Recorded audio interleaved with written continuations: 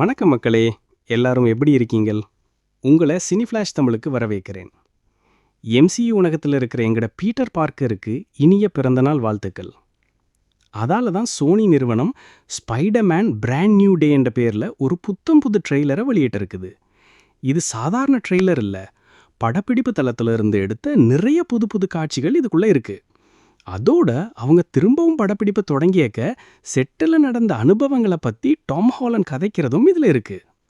இதை பற்றி அலசியாராய இங்கே நிறைய விடயங்கள் இருக்கு. இந்த எல்லா காட்சிகளையும் செட்டில் இருந்து எங்களுக்காக களவெடுத்து தந்த ஹேர்பிக்கு ஒரு பெரிய நன்றியை சொல்லிக்கொள்கிறேன். இந்த ட்ரெய்லருக்குள்ள ஏகப்பட்ட சம்பவங்கள் நடக்குது. அது மட்டும் இல்லாமல் பழைய டோபி மெக்வயர், அண்ட்ரூ கார்ஃபீல்ட் காலத்து ஸ்பைடர்மேன் படங்கள்ல இருந்து நிறைய ஈஸ்டர் எக்ஸ், அதாவது மறைச்சு வச்சிருக்கிற சில சுவாரஸ்யமான விடயங்களையும் இந்த புது காட்சிகளோட சேர்த்து காட்டியிருக்கணும். குறிப்பாக சொல்லப்போனால் டோபி மெக்வயர் சம்மந்தப்பட்ட ஈஸ்டர் எக்ஸ் நிறைய இருக்கு. வாங்க அதை எல்லாத்தையும் ஒவ்வொன்றா உடைச்சு பார்ப்போம். நீங்கள் இந்த சேனலுக்கு புதுசாக இருந்தீங்கன்னா மறக்காமல் சப்ஸ்கிரைப் பண்ணி வைங்கோ. அப்பத்தான் எங்களோட எல்லா வீடியோக்களையும் நீங்கள் பார்க்கலாம். நான் ஏற்கனவே சொன்ன மாதிரி சோனி நிறுவனம் இந்த ட்ரெய்லரை இப்போ வெளியிட்டதுக்கு முழுமையான காரணம் என்னென்னா, நேற்றைக்கு ஆகஸ்ட் 10 எம்சியு உலகத்தில் இது ஸ்பைடர்மேன், அதாவது பீட்டர் பார்க்கரோட பிறந்த நாளாம். அதே நேரம் நிறைய பேர் ஒரு விஷயத்தை சுட்டி காட்டுறாங்க. அவன் தன்னோட பிறந்த நாளை தனியால தான் கொண்டாடுவான். ஏனென்றா அந்த மந்திரத்தால் பீட்டர் பார்க்கரை யாருக்குமே ஞாபகம் இருக்காது. அதால் இது அவனுக்கு ரொம்பவே ஒரு தனிமையான பிறந்த நாளாக தான் இருக்கு. ஆனால் சோனி நிறுவனத்தை சேர்ந்த ஏமி பாஸ்கல், மாவல் நிறுவனத்தை சேர்ந்த கெவின் ஃபைகி போன்ற ஆட்கள் இந்த படத்தில் என்ன நடக்க போகுதுன்னு சொன்ன எல்லா விஷயங்களையும் நீங்கள் எடுத்து பார்த்தீங்கன்னா, ஸ்பைடர்மேன் நோ வே ஹோம் படத்தோட சம்பவங்கள் நடந்து கிட்டத்தட்ட ஒரு 3 வருஷம் இருக்கும். அந்த காலப்பகுதியில் அவன் 24 மணி நேரமும் வாரத்தில் 7 நாளும் ஸ்பைடர்மேனாக இருக்கிறதுல தான் பிஸியாக இருந்திருக்கிறான். இதுக்கிடையில் 2 டோபி மெக்வயர் ஈஸ்டர் எக்ஸும் இருக்கு. ஏனெண்டா அவன் தன்னோட நேரத்தை எப்படியாவது நிரப்ப வேணும். அவன் வாடகை கட்ட வேணும். வாடகை கொடுக்குற நேரம் வந்துட்டுது. அதால் அவன் எம்சியு உலகத்தில் தன்னோட பிறந்த நாளை வளமை போல மக்களை காப்பாற்றி கொண்டு தான் கழிப்பான் போல இருக்கு. அதே நேரம் அவன் தன்னோட பார்ட் டைம் வேலையும் செய்ய முயற்சி பண்ணுவான். பகல் நேரத்தில் எம்பயர் ஸ்டேட் யூனிவர்சிட்டிக்கும் போவான். அவன் ஸ்கூலுக்கு போகிறத பற்றி ஒரு உண்மையான கதை சுருக்கத்திலையும் சொல்லியிருந்தாங்க. ஆனால் இப்போ ஸ்கூல் நடக்குதா இல்லையான்னு பொறுத்திருந்து தான் பார்க்கணும். ஒருவேளை ஸ்கூல் நடக்காமலும் இருக்கலாம். ஏனெண்டா செண்டாயாவும் படப்பிடிப்பு தளத்தில் காணப்பட்டிருக்கிறா. எம்ஜே சம்பந்தப்பட்ட காட்சிகளுக்காகத்தான் அவன் வந்திருக்கிறா. ஸ்பைடர்மேன் நோ வே ஹோம் படத்தில் சம்பவங்களுக்கு பிறகு அவன் எம்ஐடி யூனிவர்சிட்டிக்கு போகிறதா தானே இருந்துச்சு. அதால் இவங்க எப்படி இதை கையாள போகிறாங்கன்னு பார்ப்போம். அவங்களுக்கு இருக்கிற ஒரே சுலபமான வழி என்னண்டா, இப்போ ஸ்கூல் நடக்கலைன்னு சொல்லிடுறது தான். அவங்க இப்போ லீவில் இருக்கிறாங்க. அதால தான் எம்ஜேயும் நெட்டும் நியூயார்க் நகர பகுதிக்கு திரும்பி வந்திருக்கிறாங்க. அதால் அவங்களால ஸ்பைடர்மேனை நேருக்கு நேரம் சந்திக்க முடியுது. இல்லாக்கி ஸ்பைடர்மேனால் அவங்கள சந்திக்க முடியுது. இன்னும் சொல்லப்போனால் பீட்டர் பார்க்கரால் அவங்கள சந்திக்க முடியுது. படப்பிடிப்பு தளத்தில் அவன் நடந்து போய் கொண்டிருக்கேக்க யாரோ ஒருத்தர் அவன்கிட்ட இதை பற்றி நீங்கள் என்ன நினைக்கிறீங்க என்று கேட்குறாங்க. அதுக்கு அவன் உண்மையிலே நான் நல்லா ஃபீல் பண்ணுறேன் என்று சொல்கிறான். இது படப்பிடிப்பில் அவங்களோட முதலாவது நாள் போல இருக்கு. நான் ஏற்கனவே அந்த காட்சிகள் எல்லாத்தையும் பற்றி ஒரு வீடியோ செய்திருக்கிறேன். ஏனெண்டா அது ஒரு பெரிய சண்டை காட்சி, ஒரு பெரிய டேங்கை துரத்தி கொண்டு போகிற ஒரு காட்சி. அது அந்த காட்சியைத்தான் அவங்க கடந்த சில நாட்களாக படப்பிடிப்பு செய்து கொண்டிருக்கிறாங்க. இனியும் அதை தொடர்ந்து படப்பிடிப்பு செய்வாங்க. ஆகஸ்ட் மாதம் கடைசி வரைக்கும் அவங்க இன்னும் நிறைய வேற காட்சிகளையும் படப்பிடிப்பு செய்ய இருக்கிறாங்க. உண்மையில முதல்ல அவங்க கிளாஸ்கோவில் கொஞ்ச காலத்துக்கு தான் படப்பிடிப்பு செய்யறதா இருந்தாங்க. ஆனால் இப்போ அதை இந்த மாதம் கடைசி வரைக்கும் நீட்டிச்சிருக்கிறாங்க. அதனால சோனி நிறுவனம் இந்த மாதம் முடியறதுக்குள்ள இதே மாதிரி இன்னும் நிறைய ட்ரெய்லர்களை வெளியிட வாய்ப்பு இருக்கு. ஆனால் அவங்க ஒவ்வொரு நாளும் இதை செய்ய மாட்டாங்க. இந்த ட்ரெய்லரில் குறைஞ்சது இந்த காட்சியோட ஆரம்பத்தில் கேமராவுக்கு பின்னால் இருந்து அவனோட கதைக்கிற, ஆனால் அவங்களால பார்க்க முடியாத அந்த நபர் உண்மையில் டாம் ஹாலண்டோட தம்பி ஹாரி ஹாலண்ட் தான். அவர் தான் இந்த வீடியோவை எடிட் பண்ணினதாகவும் சொல்லியிருக்கிறார். ஏனெண்டா அந்த படப்பிடிப்பு தள காட்சிகள் எல்லாத்துலேயும் ஸ்பைடர்மேன் தன்னோட உடையில இருக்கேக்க அவனுக்கு பக்கத்தில் ஓடிக்கொண்டு அவன் செய்கிற எல்லா விஷயங்களையும் படம் பிடிக்கிறத அவங்களால பார்க்க முடியும். அவன் அந்த காட்சிகளை செய்கிறதுக்கு தயாராகி செட்டுக்குள்ளே அங்கேயும் இங்கேயும் ஓடிக்கொண்டு இருக்கிறான். அதுக்கு கொஞ்சம் நேரத்துக்கு பிறகு அவன் தன்னோட ட்விட்டரில் எவ்வளோ வேகமாக முடியுமோ அவ்வளோ வேகமாக எடிட் பண்ணி கொண்டு இருக்கிறதா ஒரு போஸ்ட் போட்டிருந்தான். அப்படின்ட்டு அவங்க இந்த மாதிரி ஒரு வீடியோவை தான் தயார் பண்ணி கொண்டு இருந்திருக்கிறாங்க. பார்க்க போனால் சோனி நிறுவனம் இதை அவங்களோட படத்துக்கான மார்க்கெட்டிங்குக்கு தான் பயன்படுத்தி கொண்டு இருக்குது. உண்மையிலேயே அது பிரமாதமாக இருக்கு. யார் இந்த படத்தை மார்க்கெட்டிங் செய்கிறாங்களோ, அதுக்கு யார் பொறுப்பாக இருக்கிறாங்களோ அவங்களுக்கு சம்பளத்தை கூட்டி கொடுக்க வேணும். இந்த ஸ்பைடர்மேன் படப்பிடிப்பு எல்லாம் அவங்க இங்க செய்யற இந்த சின்ன சின்ன காட்சிகள் மாதிரி தான். இது படத்துல ஒரு 10 நிமிஷம் அல்லது அதுக்கும் குறைவா தான் வரும். இது வெறும் ஒரு துரத்தல் காட்சி தான். அதோட நம் 2 பக்க காட்சிகளையும் அவங்க படப்பிடிப்பு செய்து கொண்டிருக்கிறாங்க.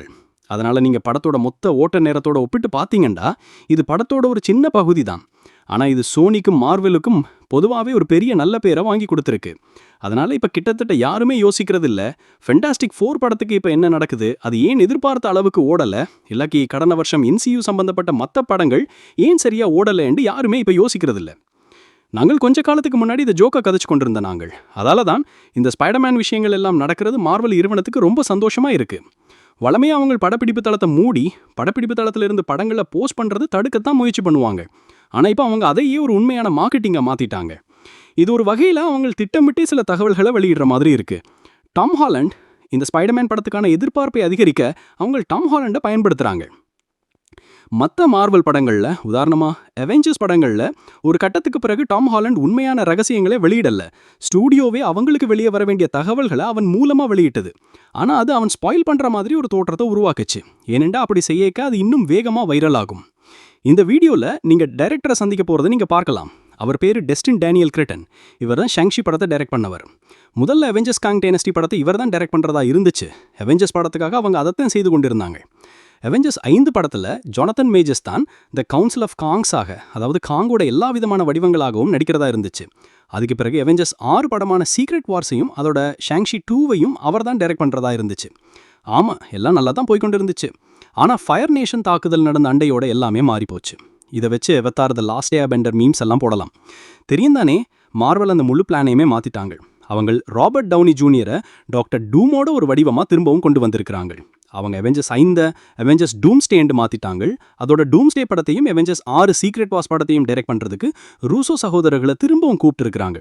அதுக்கு மேல அவங்க ஷாங்ஷி 2வை அவெஞ்சர்ஸ் சீக்ரெட் வார்ஸ் படத்துக்கு பிறகு தள்ளி போட்டுட்டு ஸ்பைடர்மேன் பிராண்ட் நியூ டே படத்துக்கு முக்கியத்துவம் கொடுத்து அந்த படத்தை டைரக்ட் பண்றதுக்கு இவரை கூப்பிட்டு இருக்காங்க.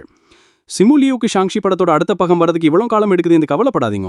ஏன்னா அந்த படம் தியேட்டர்கள் எல்லாம் பெரும்பாலும் மூடியிருந்த கொரோனா கால படமா இருந்தாலும் உண்மையிலேயே நல்லா தான் ஓடிச்சு. அவன் அவெஞ்சர்ஸ் டூம்ஸ்டே படத்துல ஒரு பெரிய கேரக்டரா இருக்க போறாரு. அது அவர் அவெஞ்சர்ஸ் டூம்ஸ்டே படத்துல தப்பி பிழைச்சு அவெஞ்சர்ஸ் சீக்ரெட் வார்ஸ் வரைக்கும் வருவாருன்னு தெரியல. ஏனண்டா அவெஞ்சர்ஸ் 5 படத்துல அவங்க அறிமுகப்படுத்துற பெரும்பாலான கேரக்டர்களை டாக்டர் டூம் கொன்னுடுவார் போல இருக்கு. இல்லாட்டி மல்டிவர்ஸ் ஏதோ ஒரு வகையில சரிஞ்சு விழும். விஷயம் விளங்கிட்டது. சேரையெல்லாம் கிளியர் பண்ணுங்கோ. பெஞ்ச்ல இருக்கிற ஆக்களையும் பாருங்கோ. ஏனண்டா அவெஞ்சர்ஸ் 6 படமான சீக்ரெட் வார்ஸ்ல அவங்கள் கொண்டு வர நினைக்கிற மற்ற எல்லா நடிகர்களுக்கும் கெமியோக்களுக்கும் இடம் கொடுக்க வேண்டும். அது மட்டும் இல்லாம மார்வெல் நிறுவனம் இந்த மாச கடைசிக்குள்ள இன்னொரு சேவாட்ச் மாதிரியான வீடியோவை செய்ய திட்டமிட்டு இருக்கிறதா தெருவுல கதைக்கிறாங்க. அந்த வீடியோவுல டாம் ஹாலண்டோட ஸ்பைடர்மேனும் அவெஞ்சர்ஸ் டூம்ஸ்டே படத்துல இருக்க போறார் என்று அறிவிப்பாங்களாம். அதனால கவனமா இருங்கோ. ஒருவேளை எங்களுக்கு இன்னொரு சேவாட்ச் மாதிரியான வீடியோ கிடைக்கலாம். ஆனா அது உண்மையான சேவாட்சா இருக்காது. ஏனண்டா டாம் ஹாலண்ட் படத்துல இருக்க போறார் என்று பார்க்கறதுக்காக இன்னொரு 6 மணி நேர சேவாட்ச் பார்க்க முடியுமான்னு எனக்கு தெரியாது. ஏனண்டா அவன் படத்துல இருக்க போறான் என்று எங்கள் எல்லாருக்குமே தெரியும். இந்த வித்தியாசமான காட்சிகள் எல்லாத்தையும் நீங்க கவனிச்சீங்கண்டா தெரியும், இது படப்பிடிப்பு தளத்துக்கு பின்னால நடக்கிறது. அவன் கூட்டத்தோட கதைக்கிறான். அவன் அந்த ஸ்பைடர்மேன் உடையில இருக்கிற சின்ன பையனை தூக்கி வச்சிருக்கிறான். அந்த பையனோட உண்மையான அப்பா பிறகு ஒரு போஸ்ட் போட்டிருந்தார். தன்னோட பையனோட வீடியோவை திரும்பவும் போஸ்ட் பண்ணினதுக்காக எல்லாருக்கும் நன்றி சொல்லியிருந்தார். இந்த எல்லா படங்களையும் ஏனண்டா அவரோட மகனுக்கு இது உண்மையிலேயே ரொம்ப பிடிச்சிருந்தது.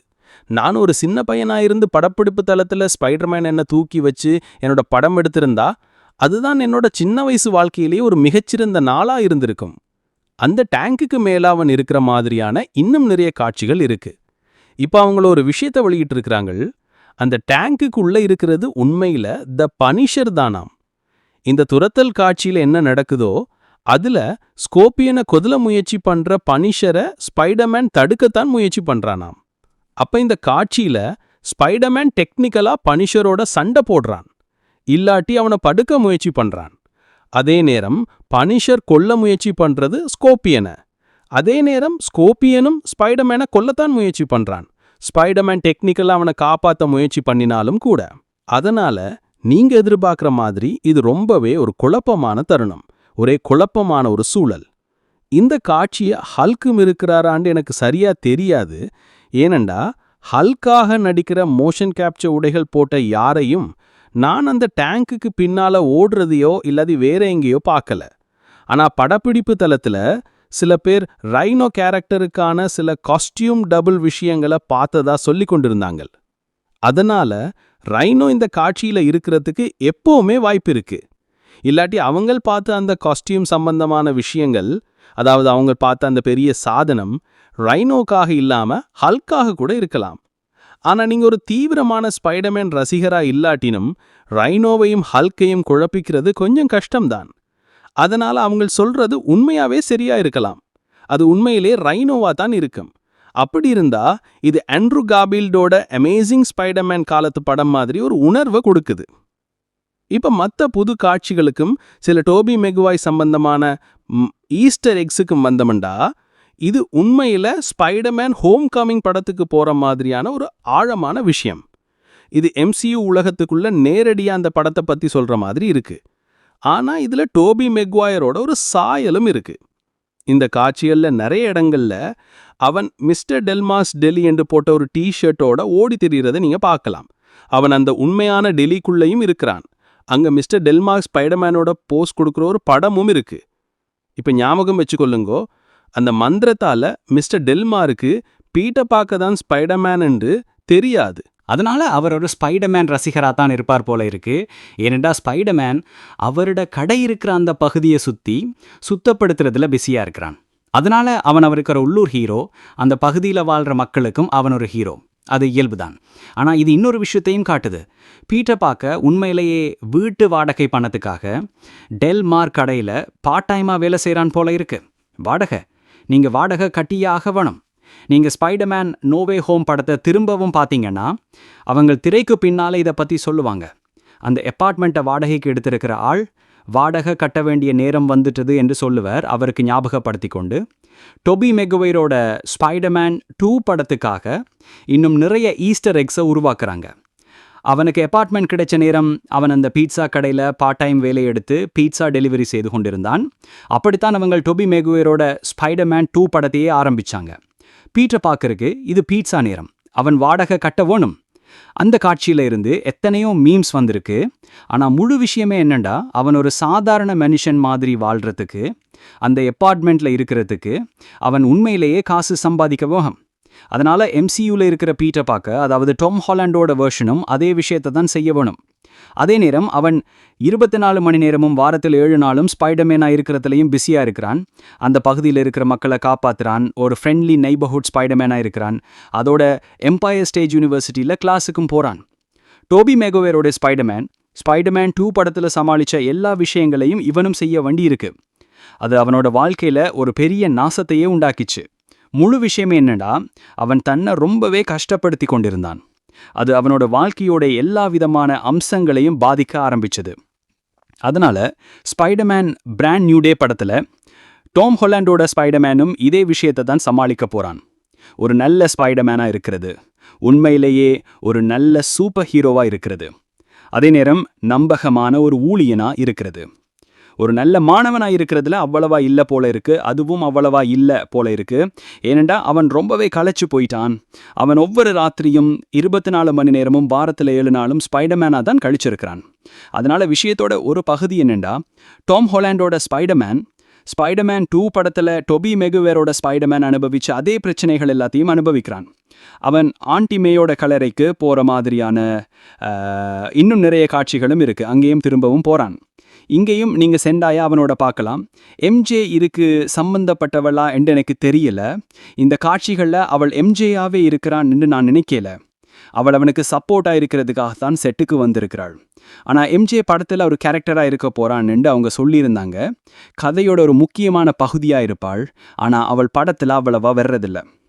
என்னோட அனுமானம் என்னண்டா, அவனை சுற்றி இருக்கிற கேரக்டர்ஸை மாற்றிக்கொண்டே இருக்கிறாங்க.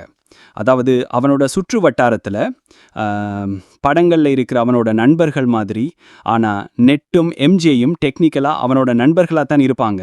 ஆனால் அந்த மந்திரத்தால் அவங்களுக்கு அவனை ஞாபகம் இருக்காது. அதனால அவன் படத்தோட சம்பவங்கள் நடக்கேக்க அவங்கள பற்றி இன்னும் யோசிச்சு கொண்டிருக்கிறான். அவன் இன்னும் படத்தில் ஏதோ ஒரு கட்டத்தில் அவங்கள சந்திக்கிறான், இல்லாட்டி அவங்கள பார்க்குறான். என்னோட ஆரம்ப கட்ட அனுமானம் என்னண்டா, அடுத்த டாம் ஹாலண்டோட ஸ்பைடர்மேன் ட்ரைலஜியில் ஏதோ ஒரு கட்டத்தில் ஒன்று இந்த படத்தில் இல்லாட்டி அடுத்தடுத்த படங்களில் அவெஞ்சர்ஸ் சீக்ரெட் வார்ஸ் படத்துக்கு பிறகு எல்லாமே மாறி அவங்க எம்சியூவை ரீபூட் பண்ணேக்க சில விஷயங்கள் மாறும், சில விஷயங்கள் மாறாது. அவங்க எல்லாருக்கும் அவங்களோட நண்பன் பீட்டர் பார்க்க தான் ஸ்பைடர்மேன் என்று திரும்பவும் ஞாபகம் வரும். ஒன்று அவங்கள அதை கண்டுபிடிப்பாங்க, இல்லாட்டி ஏதாச்சும் ஒன்று நடந்து அவங்க மாஸ்க் இல்லாமல் அவனை பார்த்துடுவாங்க. நீங்கள் ஒருத்தரோட இருக்க வேணுமென்று விதி இருந்தால் நீங்கள் அவங்களோட தான் இருப்பீங்க. டோபி மெகுவேரும் ஆண்ட்ரூ கார்ஃபீல்டும் உண்மையிலேயே உடலளவில் படங்களுக்குள்ள திரும்பவும் வெறத்தை பற்றி கதைச்சா, கொஞ்ச காலத்துக்கு முன்னாடி பிராண்ட் நியூ டே படத்தோட கதையை பற்றி ஒரு பெரிய இழுபறி நடந்து கொண்டிருந்தது. உங்களுக்கு ஞாபகம் இருக்கும். அதாவது அவங்கள் படத்துல உண்மையிலேயே என்ன செய்ய போறாங்கன்னு மார்வலுக்கும் சோனிக்கும் இடையில ஒரு பிரச்சனை இருந்துச்சு. சோனி விஷயங்களை இன்னும் பெரிதாக்கி அதை ஒரு அவெஞ்சர்ஸ் லெவல் படமா ஆக்கணும்னு நினைச்சாங்க. ஸ்பைடர்மேன் நோ வே ஹோம் படத்துல இன்னும் நிறைய மல்டிவர்ஸ் விஷயங்கள் இருந்துச்சு. அதோட டோபி மெக்வயரையும் ஆண்ட்ரூ கார்ஃபீல்டையும் சின்ன சின்ன வழிகளில் திரும்பவும் கொண்டு வந்தாங்க. அதனால அவங்கள் படத்துக்கான காட்சிகளையும் டீசர்களையும் வெளியிட தொடங்கினப்போ ரசிகர்கள் எங்களுக்கு வேணும் என்று சொல்லிக் கொண்டிருந்தாங்க.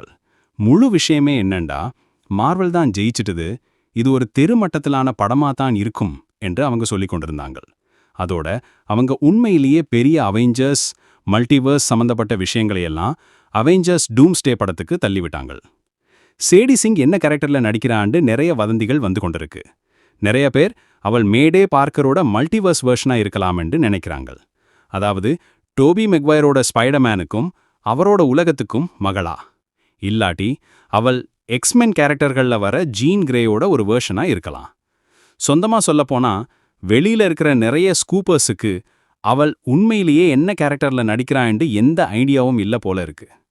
அவங்க இப்போ தான் அதை புரிஞ்சிக்க தொடங்குறாங்க. இப்போ அதனால அவள் படத்தில் உண்மையிலேயே என்ன கேரக்டரில் நடிக்கிறான்னு இன்னும் நிறைய ஊகிக்கிறதுக்கு முன்னாடி அவளோட கேரக்டரை பற்றி இன்னும் கொஞ்சம் சரியான தகவல்கள் கிடைக்கிற வரைக்கும் நாங்கள் காத்திருப்போம். ஆனால் பின்னணியில் கொஞ்சமாக மல்டிவர்ஸ் சம்மந்தப்பட்ட விஷயங்கள் இருந்தால் நான் ஆச்சரியப்பட மாட்டேன். ஆனால் பெரும்பாலும் இது ஒரு தரை மட்டத்திலான ஃப்ரெண்ட்லி நெய்பர்ஹுட் ஸ்பைடர்மேன் மாதிரியான படமாக தான் இருக்க போகுது போல இருக்கு. அதில் ஹல்க்கும் பனிஷரும் இருக்கிறாங்க. அவங்க இன்னும் படத்தோட உண்மையான பிரதான வில்லன் யாருன்னு வெளியிடலை. ஆனால் மற்ற எல்லா ஸ்கூப்பர்ஸும் அது மிஸ்டர் நெகட்டிவ் இல்லைன்னு நினைக்கிறாங்க. அது இதுவரைக்கும் யாருமே சொல்லாத ஒருத்தர். இதை பற்றி நான் என்னோட பழைய வீடியோக்களில் ஒன்றில் கதைச்சிருக்கேன். உண்மையான காஸ்டியூம் டிபார்ட்மெண்ட்டில் இருக்கிற ஆட்கள் நிறைய ஆசிய ஜப்பானிய சாம்ராய் கவசங்களோட ஒரு மூட் போர்டை போஸ்ட் பண்ணியிருந்தாங்க. அதனால அது உண்மையிலேயே மார்வல் காமிக்ஸ்லேருந்து வர்ற ஆசியாவை பின்னணியாக கொண்ட ஒரு வில்லனாக இருக்கலாம். இங்கே டேங்க்ல இருக்கிற பனிஷர் லோகோவால் அது த ஹேண்டாக இருக்குமோன்னு நிறைய பேர் யோசிச்சாங்க. ஏன்னா அந்த லோகோ அவன் த ஹேண்டோட இருந்தப்போ இருந்த பனிஷர் லோகோ மாதிரி இருந்துச்சு. காமிக்ஸில் என்னோட ஆரம்பகட்ட அனுமானம் என்னண்டா, பனிஷருக்கு த ஹேண்டோடையோ இல்லாட்டி வேற எதோடையோ சம்பந்தம் இல்லை. அது வெறும் ஒரு தற்செயலான நிகழ்வு, அந்த குறிப்பிட்ட முத்திரையை அந்த லோகோவை அந்த டேங்க்ல பயன்படுத்துறது. ஆனால் இதுக்குள்ள நிறைய விஷயங்கள் நடந்து கொண்டு இருக்கிறதுனால இந்த காட்சியிலையோ இல்லாட்டி படப்பிடிப்பு தள காட்சிகள்லையோ நான் இந்த வீடியோவில் கதைக்காத வேற ஏதாச்சும் ஈஸ்டர் எக்ஸையோ குறிப்புகளையோ நீங்கள் பார்த்தீங்கன்னா அதை கீழே காமெண்ட்ஸில் எழுதுங்க. சோனி இன்னும் நிறைய காட்சிகளை வெளியிடக்க நான் இன்னும் நிறைய வீடியோக்களை செய்வேன்.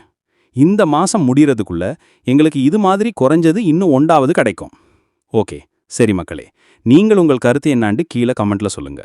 இந்த வீடியோ உங்களுக்கு பிடிச்சிருந்தா ஒரு லைக் பண்ணுங்க, உங்கள் நண்பர்களுக்கும் ஷேர் பண்ணுங்க, மறக்காம நம்ம சேனலுக்கு சப்ஸ்கிரைப் செய்யுங்க. அடுத்த வீடியோவில் சந்திக்கலாம். நன்றி மக்களே.